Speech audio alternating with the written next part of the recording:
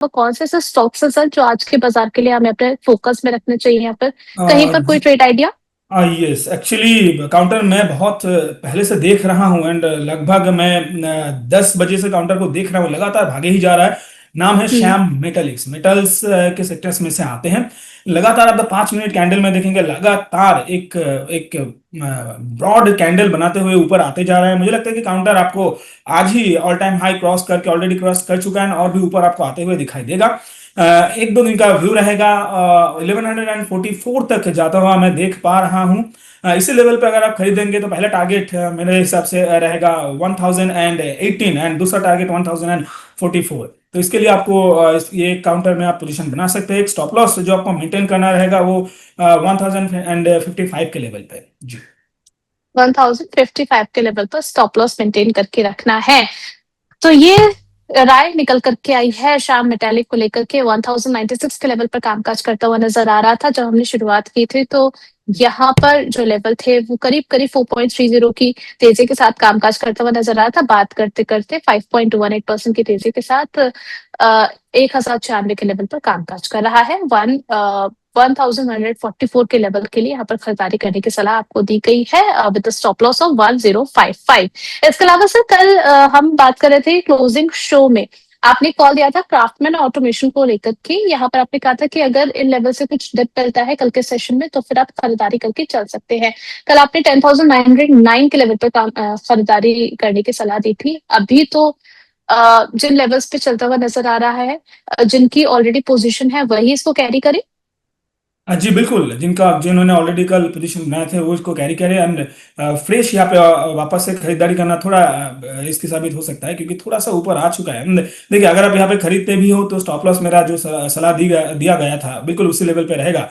And शायद कल हम्म। मैंने 10,750 का स्टॉप लॉस बताया था एक्चुअली, और जी। मैंने जिक्र किया था 1:1 रेशियो। तो यहाँ पे एक्चुअली स्टॉप लॉस जो था 10,650 के लेवल पे, तो इसी हिसाब से 1:1 मैंने कहा था। एंड प्रोनाउंसिएशन मैंने गलत कर दिया, 10,750 कह दिया था। तो थोड़ा रिवाइज कर लीजिए, 10,650 के आसपास आपका स्टॉप लॉस रख लीजिए। एनबीसीसी इन लेवल्स पर कैसा लग रहा है आपको?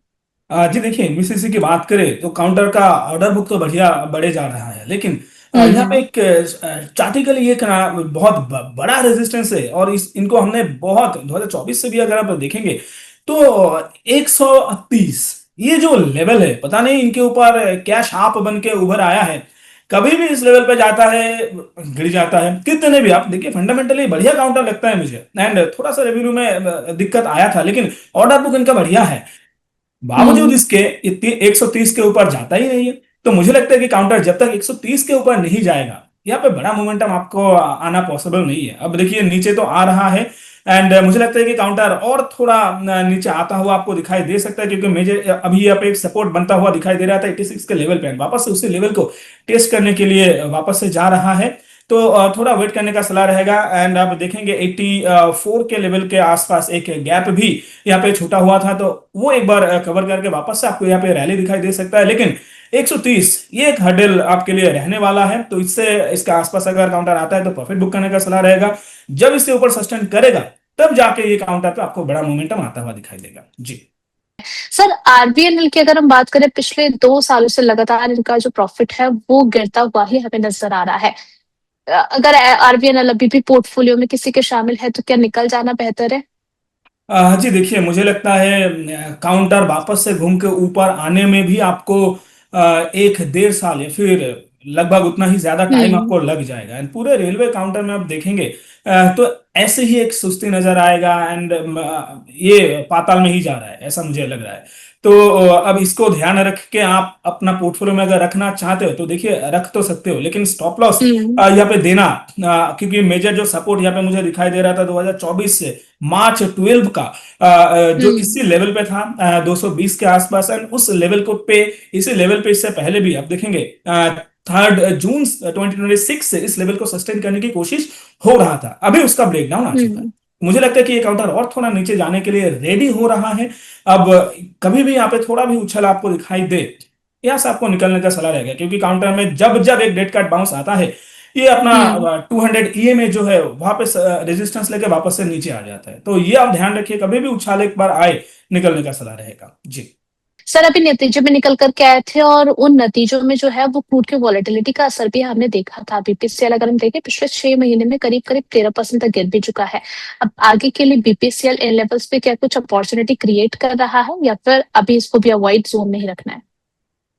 देखिए, मेरा सलाह रहेगा अभी इस सिचुएशन पे आपको ऑयल रिलेटेड जो भी काउंटर्स है उससे थोड़ा दूर रहिए। वैसे आप देखिए ऑयल में इतना वोलेटिलिटी है, कुछ ही दिन पहले आप देखेंगे 86 से भी नीचे चल रहा था, है ना, वापस से अभी हम्म 90 के आसपास आ चुका है। हालांकि थोड़ा उससे नरम होते हुए दिखाई दिया 88 के आसपास, हाल ही में मैंने चेक किया था।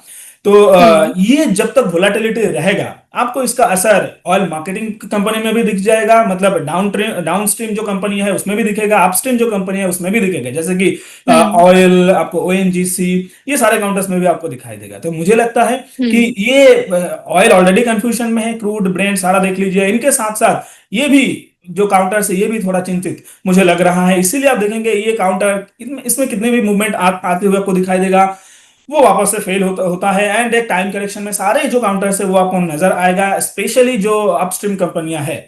तो मुझे लगता है कि हम्म यहाँ से थोड़ा दूर आप रहेंगे अभी के लिए, शॉर्ट टर्म के लिए, तो थोड़ा ज्यादा अच्छा रहेगा। वैसे काउंटर फंडामेंटली बहुत ही अच्छा है, एंड बीपीसीएल, ओएनजीसी, ये सारा काउंटर आप देखेंगे वैसे भी एक टाइम करेक्शन में है, थोड़ा दूर रहिए। हम्म बिना ऑयल के जो कामकाज करते हैं जिन कंपनियां, वहां पे थोड़ा देखिए तो शायद आपका जैसे फार्मा भी आप देख लीजिए। वैसे ऑयल से तो सारे सेक्टर प्रभावित होते हैं, लेकिन फिर भी जहां हम्म पे कम होता है वहां पे थोड़ा फोकस कीजिए जी। चलिए ठीक है। इन लेवल्स पर अडानी पावर में क्या कुछ पोजीशन बनाई जा सकती है?